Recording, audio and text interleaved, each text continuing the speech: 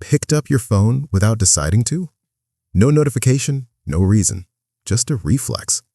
And most of the time, there's nothing there.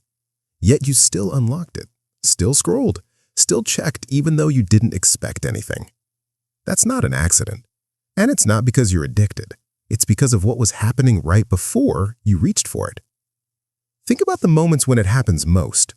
Standing in line, waiting for a reply, after finishing a task, right before starting one, lying in bed, lights off, doing one last check. Nothing is wrong in these moments, but nothing is settled either. And the brain doesn't like unfinished space, so it reaches for the fastest stabilizer it knows. Your phone.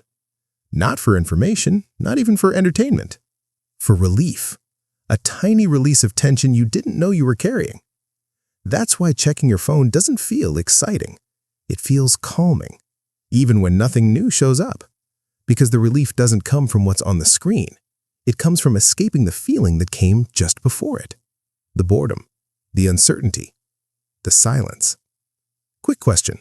Do you notice yourself checking your phone more when you're bored or when you're slightly uncomfortable? Say it in the comments. Most people already know the answer. Here's what's subtle. We've trained ourselves to treat quiet moments like something is missing. Waiting used to be neutral. Now it feels like you're falling behind. So the phone becomes a buffer, a way to avoid being fully present in the in-between moments of life. That's why you check it right after a conversation ends, why your hand reaches for it the second a video finishes, why silence lasts about 3 seconds before your thumb moves. It's not distraction, it's regulation. Your nervous system learned that stimulation equals safety.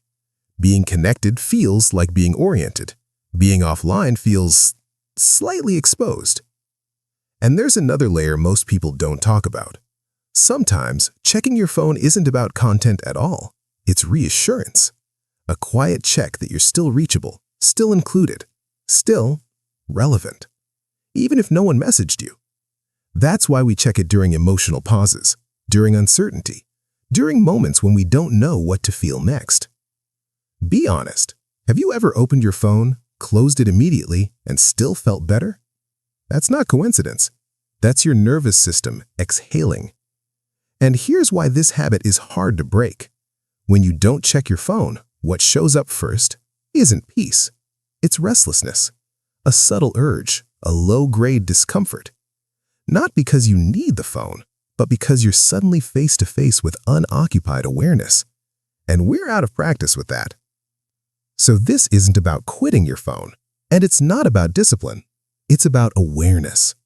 Next time your hand reaches for your phone without thinking, pause for half a second and ask yourself, what moment am I trying to soften right now? That single question starts to loosen the habit, not by force, but by understanding. If this kind of psychology, quiet, honest, and practical, helps you understand yourself a little bit better, you'll probably like what comes next on this channel. No pressure, just clarity.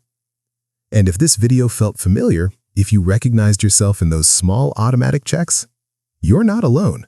This space exists for exactly that kind of understanding.